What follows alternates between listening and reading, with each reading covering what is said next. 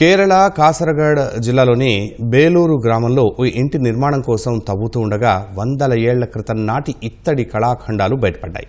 వాటిలో కొన్ని దేవతామూర్తుల ప్రతిమలు, చిన్న పరిమాణంలోని త్రిశూలాలు, సుత్తి, దీపం, కత్తి, జింకలు, కోళ్లు, మేక, పాము, వరాహం ప్రతిమలు సహా పలు వస్తువులు ఉన్నాయి. స్థలం యజమాని పోలీసులకు సమాచారం ఇవ్వడంతో పురావస్తు శాఖ అధికారులు పరిశోధకులతో వచ్చి ఆ వస్తువులను పరిశీలించారు. సరిగ్గా 2 దేవాలయాలకు మధ్యలో ఉన్న స్థలంలో ఇవి లభ్యమైనట్టు గుర్తించారు.